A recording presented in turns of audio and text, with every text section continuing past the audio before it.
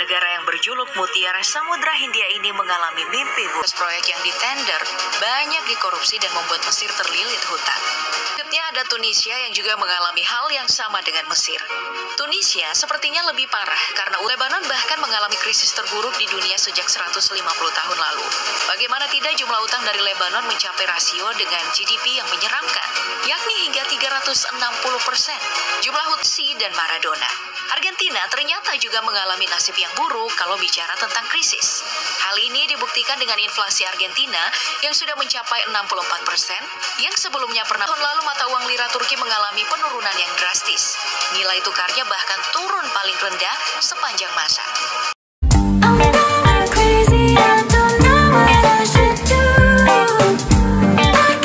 Negara yang berjuluk Mutiara Samudra Hindia ini mengalami mimpi buruk dengan dinyatakan bangkrut atau juga dikenal dengan default.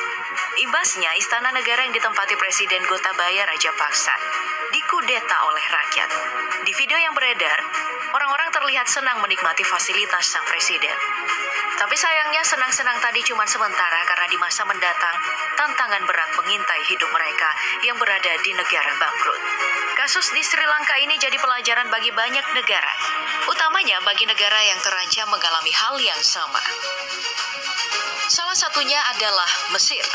Negara yang kental dengan peradaban kunonya ini ternyata masuk sebagai negara terancam bangkrut di dunia seperti Sri Lanka. Penyebabnya adalah pembangunan ugal-ugalan menggunakan utang luar negeri. Emang niatnya untuk memajukan ekonomi. Sayangnya proses proyek yang ditender banyak dikorupsi dan membuat Mesir terlilit hutang. Soal jumlah hutang, gak main-main. Hutang dari Mesir mencapai 157 miliar US dollar atau 2.364 triliun rupiah.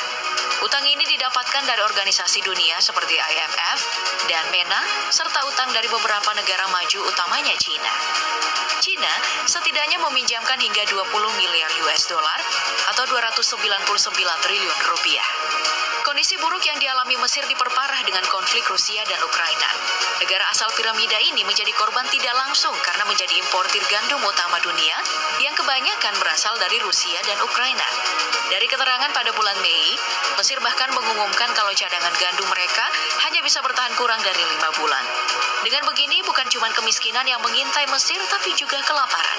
Apakah ini berarti Mesir akan kembali dilanda prahara seperti saat negara ini disapu gerakan Arab Spring? To voice their anger against corruption, poverty, and repression in a demonstration. Selanjutnya ada Tunisia yang juga mengalami hal yang sama dengan Mesir.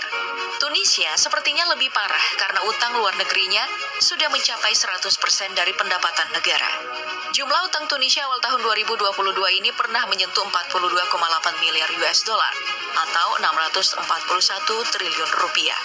Utang ini didapatkan dari organisasi modal internasional dan juga pinjaman dari negara maju seperti Prancis, Arab Saudi, dan China. Selain itu, masih banyak hal yang membuat Tunisia dalam bahaya. Pertama, Tunisia juga mengalami defisit perdagangan hingga 800 juta US dollar atau 11,9 triliun rupiah. Kedua, inflasi Tunisia berada di angka 7% yang mendorong harga terus naik. BBM di sana bahkan menyentuh harga tertinggi sepanjang sejarah. Lalu yang ketiga adalah imbas dari perang Ukraina dan juga Rusia yang membuat pasokan gas di Tunisia jauh berkurang. Negara ini bahkan harus berhutang 1,6 miliar US dollar atau 23,9 triliun rupiah untuk gas doang yang terus naik. Banyak yang prediksi kalau Tunisia dalam waktu dekat bisa hancur-hancuran. Masih agak dekat dari Tunisia, kita pindah ke Lebanon. Negara yang satu ini menjadi salah satu yang paling parah. Dari laporan World Bank, Lebanon bahkan mengalami krisis terburuk di dunia sejak 150 tahun lalu. Bagaimana tidak, jumlah utang dari Lebanon mencapai rasio dengan GDP yang menyeramkan, yakni hingga 360%. Jumlah hutang yang diumumkan oleh negara ini mencapai 95,5 miliar US dollar atau 1.431 triliun rupiah. Hutang didapatkan dari dunia internasional termasuk China yang memberi pinjaman lebih dari 12 miliar US dollar atau 179 triliun rupiah. Hal buruk yang terjadi di Lebanon ini adalah imbas dari berbagai hal. Seperti waktu 2020 kemarin, ledakan besar menghancurkan gudang gandum terbesar mereka yang berakibat harga makanan melonjak naik hingga 11 kali lipat. Bayangin, Indomie yang harganya awalnya cuma Rp3.000 langsung jadi Rp33.000. Pasti jelas bikin warga Lebanon pusing 7 keliling. Kondisi ini kemudian diperparah dengan merosotnya nilai mata uang Lebanon hingga 90%. Belum lagi soal perang. Ukraina yang jadi supplier gandum dan juga minyak bunga matahari utama untuk Lebanon berhenti.